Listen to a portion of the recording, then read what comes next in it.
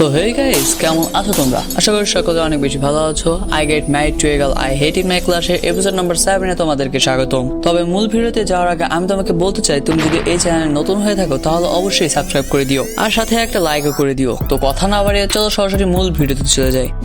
এপিসোডের শুরুতে আমরা দেখতে পারি যে সাহিত্য টিভি দেখতে দেখতে খাবার খাচ্ছিল। তবে এই ব্যাপারটা আকানের মোটেও পছন্দ হয় না, কারণ সাহিত্য আকানের খাবারের দিকে খেয়ালই করতেছে না এবং আকানের খাবারের প্রশংসা করতেছে না, যেটাতে সাহিত্য খাবারের দিকে খেয়াল না করে আকানের খাবারের প্রশংসা করে দেয়। কিন্তু এটা দেখে আকানে রেগে যায় এবং সেখান থেকে চলে যায়। তখন সাহিত্য ভাবতে শুরু করে যে গতকালকেই তো আকানে অনেক বেশি শান্ত ছিল, আর একই সাথে সে আকানের পছন্দের রিং এর ব্যাপারে ভাবতে থাকে। তো এরপর আমাদেরকে স্কুলের সিন দেখানো হয়, যেখানে আমরা দেখতে পারি যে সাহিত্য শিশিকে বলছে, আমি কি তোমার বাড়ি যেতে পারি? এটা শুনে শিশি অনেক বেশি খুশি হয়ে যায় এবং বলে যে তুমি যেতেই পারো। তো এরপর শিশে তার মেয়েটকে কল দেয় এবং এরপরের সিনে আমরা দেখতে পারি যে শিশের মেয়েট সাহিত্য এবং আকানের জন্য একটা বড় আকারের গাড়ি নিয়ে এসেছিল।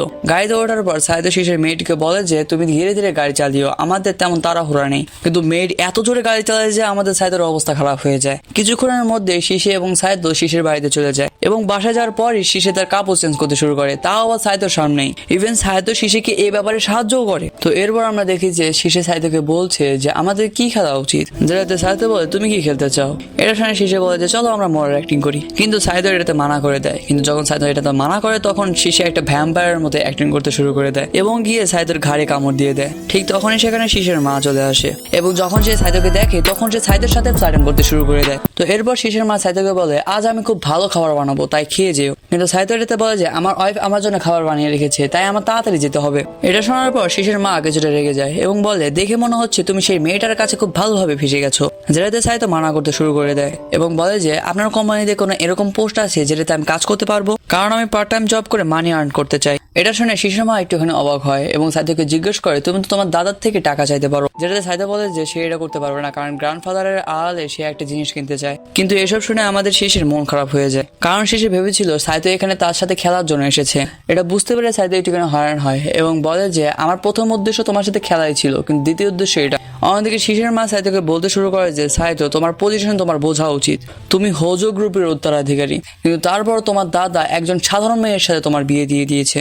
যেটা শুনে সাহিত্য বলে যে আপনি কি আমাদের বিয়ের এগেনস্টে? এটা শুনে তো আমাদের শিশের মা কোনো ডিরেক্ট অ্যান্সার দেয় না, তবে তার কথা শুনে বোঝা যাচ্ছিল যে সে চায় যে শিশে এবং সাহিত্যর বিয়ে হোক। এরপর সাহিত্য এবং শিশের মা কাজ নিয়ে আলোচনা শুরু করে দেয়। শিশের মা জানায় যে আমাদের কোম্পানিতে বর্তমানে একটা ট্রান্সলেটরের দরকার, আর তুমি যদি 3 দিনের ভিতরে ল্যাঙ্গুয়েজ শিখে যাও তাহলে তুমি এই কাজটা সহজে করে নিতে পারো।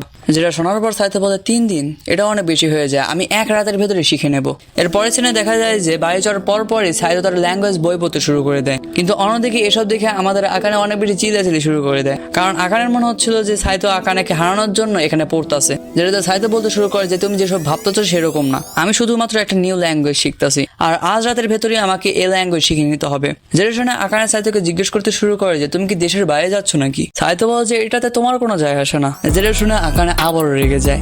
এরপর আমাদেরকে স্কুলের সিন দেখানো হয়, যেখানে শিশের সাথে সাহিত্য তার বাড়িতে চলে যায়। অন্যদিকে হিমারি এবং আকানে এসব দেখে কনফিউজ হয়ে গিয়েছিল। এরপর আমরা দেখতে পারি যে শিশের বাড়ি গিয়ে সাহিত্য তার কাজ করতে শুরু করে, কিন্তু শিশে এসে সাহিত্যর কোলে বসে যায় এবং সেখান থেকে উঠতে চায় না। একই সাথে শিশে আবারও ভ্যাম্পায়ার হয়ে সাহিত্যকে কামড় দেয়। কিছুক্ষণের মধ্যে শিশে ইমোশনাল হয়ে সাহিত্যকে বলতে শুরু করে যে কিভাবে বিয়ের পর সাহিত্য শিশিকে কোনো সময় দিতে পারতেছে না। যেসব শোনার পর সাহিত্য এবং শিশে সময় স্পেন্ড করার জন্য একসাথে ঘুমাতে শুরু করে। তবে আমার এই দুজনকে দেখে মোটে মনে হয় না যে এই দুজনের ভেতর কাজিনের রিলেশন আছে। কাজিনরা কখনো এতটা ক্লোজ থাকতে পারে? তো এরপর সিন শিফট হয় এবং এরপরে সিনে আমরা দেখতে পারি যে আকানে সাহিত্যের জন্য অনেক বেশি অপেক্ষা করতেছিল এবং যখন সাহিত্য বাড়ি আসে তখন সে সাহিত্যকে জিজ্ঞেস করে তোমার এত দেরি হলো কেন? যেটাতে সাহিত্য বলে যে আমার এমনি কোনো একটা কাজ এসে গিয়েছিল, কিন্তু আকানে সাহিত্যের কাছ থেকে একটা মেয়ের স্মেল পেয়ে গিয়েছিল, যার কারণে সে অনেক চিন্তায় পড়ে যায়। এবং এরপরে সিনে আমরা দেখতে পারি যে আকানে তার গ্র্যান্ড মাদারের সাথে দেখা করে এবং তাকে এই ব্যাপারে সকল সিচুয়েশন এক্সপ্লেন করে এবং আরো বলে যে গতকালকে তার শিফট ছিল, তাই সে অনেক বেশি বিজি ছিল। দাদি আকানেকে বলে যে তুমি বেশি চিন্তা করো না, আমি জানি যে সাহিত্য ওইসব কোনো কিছুই করবে না, কারণ সে অনেক ভালো একটা ছেলে। এবং দাদি তার নিজের ব্যাপারে বলতে শুরু করে যখন আমি ছোট ছিলাম তখন আমারও এরকম মাঝে মাঝে মনে হতো, তুমি শুধু সাহিত্যের সাথে একটুখানি ওপেন আপ হওয়ার চেষ্টা করো। এখানে সিন কাট হয়ে যায় এবং এর পরের সিনে আমরা দেখতে পারি যে হিমারি আকানেকে জড়িয়ে ধরে কাঁদতাছিল, কারণ সাহিত্য হিমারিকে আবারও রিজেক্ট করে দিয়েছিল। তখনই আকানে শিশের পারফিউম নোটিস করে এবং এটা এক্সাক্ট সেটাই ছিল যেটা সে গতকাল সাহিত্যর কাছ থেকে পেয়েছিল। বাড়ি যাওয়ার পর আকানে অনেক বেশি রেগেছিল, কারণ সাহিত্য আজকেও অনেক বেশি দেরি করে বাড়ি আসতেছিল। তখন সে তার দাদির বলা কথাও মনে করে। এসব ভেবে যখন সে সাহিত্যকে কল দেওয়ার জন্য মোবাইল তোলে তখন তখনই তার মনে পড়ে যায় সে আজ পর্যন্ত সাইদের কন্ট্যাক্ট নাম্বার নেয়নি। তাই সে অনেক খোঁজাখুঁজি করে শীষের বাড়ির কল নাম্বার বের করে এবং সেখানে কল দেয়, যেটা ধরে আমাদের শীষের মেইট।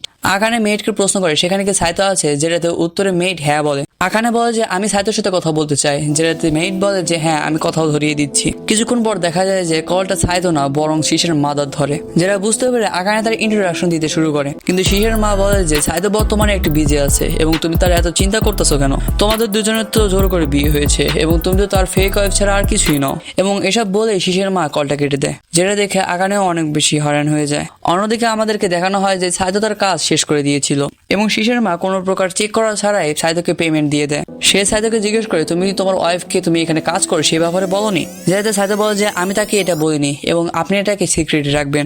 শীষের বাড়ি থেকে বের হওয়ার পর সাইতো সেই রিংটা কেনার জন্য যায়। এরপরে ছিল আমরা দেখতে পাই যে সাইতোর বাড়ি আসার পর আকানে অনেক বেশি রেগেছিল, কারণ সে অনেক লেট নাইট এসেছিল। সে বলে যে তুমি যদি এতটাই শিশিকে পছন্দ করো তাহলে আমাকে কেন বিয়ে করেছো, যেটাতে সাইতো বলে যে তোমার হয়তো বা কোনো মিসআন্ডারস্ট্যান্ডিং হয়ে গেছে, আমার এবং শীষের ভেতরে ওরকম কোনো কিছুই নেই।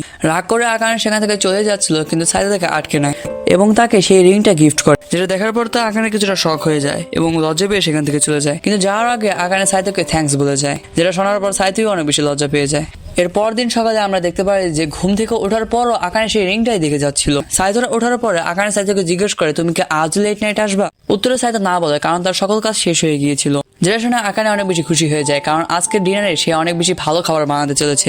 এরপর আমাদেরকে সন্ধ্যা সিন দেখানো হয়, যেখানেও আকানে শুধুমাত্র তার রিংকে দেখে যাচ্ছিল এবং সে এটাতে এতটাই মগ্ন ছিল যে আশেপাশে কি হইতেছে সেটা তার খেয়ালই ছিল না। এরপরে সিনে আমরা দেখতে পাই যে আজকে আকানে সাইতোর জন্য অনেক বেশি স্টেক বানিয়ে দিয়েছিল, যেটা দেখার পর তো সাইতো অনেক বেশি শখ হয়ে যায় এবং ভাবতে থাকে যে এত খাবার আমি কেমনে খামু। এরপর আমাদেরকে পরদিন স্কুলে সিন দেখানো হয়, যেখানে সাইতোর নজর যায় আকানের হাতের দিকে।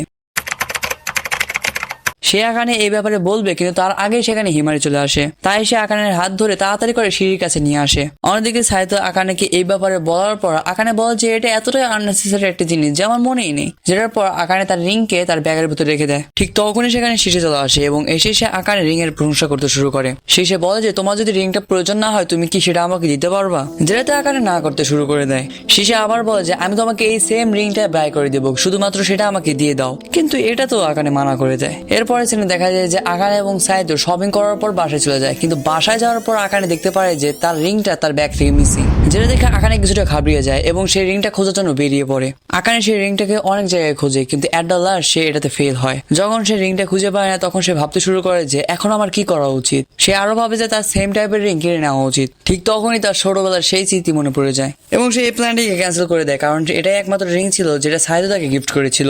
এরপর আমাদের কি স্কুলে সিন দেখানো হয়, যেখানে আকানের মুডটা খুব একটা বেশি ভালো ছিল না, যেটা আমাদের সাইতো নোটিস করে নেয়। সেদিন সন্ধ্যাবেলা আকানে আবার সেই রিংটাকে খোঁজার জন্য বের হয়, কিন্তু খুঁজে না পেয়ে সে শীষের সাথে দেখা করে এবং ইতিমধ্যে আমাদের শীষেও জানতো যে আকানে তার রিংটাকে হারিয়ে ফেলেছে। তাই সে আকানেকে হেল্প করার জন্য বলে, যেটা শুনে আমাদের আকানে হয়রান হয়ে যায়। শীষে আরো বলে যে তুমি আমার কাজিনের ওয়াইফ, তাই আমি তোমাকে উদাস দেখতে পারবো না, তাই চলো একসাথে রিংটাকে খুঁজি। যেটার পর তারা দুজনে মিলে রিংটাকে খোঁজা স্টার্ট করে, কিন্তু এট দ্য লাস্ট তারা দুজনেই ফেল হয়। শীষে আকানেকে সাজেশন দেয় যে তোমার এই ব্যাপারে সাইতোকে বলে দেওয়া উচিত, কারণ সে তোমাকে এই ব্যাপারে অবশ্যই সাহায্য করবে। যেটাতে আকানে বলে যে আমি এটা করতে পারবো না আর তুমি এখান থেকে চলে যেতে পারো, আমি একাই রিংটা খুঁজে নেব। অন্যদিকে সাইতো আকানের জন্য অপেক্ষা করতেছিল, কারণ সে আকানের সাথে ডিনার করতে চায়। ঠিক তখনই সেখানে শীষে চলে আসে। শীষেকে দেখে আমাদের সাইতো তো অনেক অবাক হয়ে যায়, কিন্তু অন্যদিকে শীষে বলে যে আমি তোমাকে ডিরেক্ট কোনো কিছু বলতে পারবো না, তোমার যদি কোনো কিছু জানার থাকে তাহলে নিজে খুঁজে নাও। যেটা শুনে সাইতো একটুখানি সন্দেহ করে। এরপর আমাদেরকে পরদিন স্কুল সিন দেখানো হয়, যেখানে সাইতো আকানের পিছু করতেছিল এবং কিছুক্ষণের মধ্যে সাইতো বুঝে যায় যে আকানে তার রিংটা হারিয়ে ফেলেছে। অন্যদিকে অনেক খোঁজাখুঁজি করার পরও আকানে যখন তার রিংটা খুঁজে পায় না তখন সে বৃষ্টিতেই বসে পড়ে। ঠিক তখনই আকানের কাছে সাইতো ছাতা নিয়ে চলে আসে এবং আকানেকে অফার করে যে তোমার এত চিন্তা করতে হবে না, আমি তোমাকে একই টাইপের আরেকটা রিং কিনে দেবো। কিন্তু আকানে এটাতে মোটেও রাজি হয় না এবং সে বলে যে তুমি অনেক কষ্ট করে আমাকে এই রিংটা কিনে দিয়েছিলে, তাই তোমার সেই ফিলিংসটা সেই রিং এর ভেতরেই আছে এবং যতক্ষণ না আমি সেটাকে পাবো ততক্ষণ পর্যন্ত আমি শান্তি পাবো না। এসব শুনে আমাদের সাইতো অনেক বেশি নরম হয়ে যায় এবং আকানেকে রিং খুঁজতে সাহায্য করার সিদ্ধান্ত নেয়। এটার পর সাইতো আকানের কাছ থেকে সবকিছু ডিটেল নিতে শুরু করে এবং সবকিছু শোনার পর সাইতো সেই জায়গায় চলে যায় যেখানে আকানে প্রথমবার তার ব্যাগটা বের করেছিল। ছিল এবং কিছুক্ষণ খোঁজার পর সেই ক্যাফের সামনের ড্রেনের ভেতর যখন সে খোঁজে তখন সে সেই ব্যাগটা পেয়ে যায় এবং সেই ব্যাগের ভেতরে রিংটা ছিল। এটা দেখে আকানে অনেক বেশি খুশি হয়ে যায় এবং ডিরেক্ট সাইতোকে হাক করে দেয় এবং এটাতে সাইতো একটু লজ্জা পেয়ে যায়। তো এরপর সাইতো আকানেকে সেই রিংটা পরিয়ে দেয় এবং বলে যে এর পরের বার এটাকে হারিও না আবার, যেটাতে আকানে তাকে প্রমিস করে যে সে এটাকে দ্বিতীয়বার আর কখনই হারাবে না। এরপর সিন শিফট হয় এবং এর পরের সিনে আমরা এয়ারপোর্টে একটা মেয়েকে দেখতে পারি যে ফোন করে বলছিল যে কি এখানে স্টুডেন্ট ম্যারেজও হয়, আমি তাদের থেকে সবকিছু করে নেব। এবং এই মেয়েটার কথা শুনে এটাই বোঝা যাচ্ছিল যে সে এখানে আকানে এবং সাইতোকে নিয়ে কথা বলতেছে। তো এখন এই মেয়েটাকে এবং সাইতো এবং আকানের সাথে সে কি ব্যাপার করতে চলেছে এটা জানার জন্য তোমাকে অবশ্যই পরের এপিসোডগুলো দেখতে হবে। তাই এখনই চ্যানেলটা সাবস্ক্রাইব করে রাখো যাতে পরের এপিসোড আসার সাথে সাথে তুমি দেখতে পারো। আজকের মতো সায়োনারা।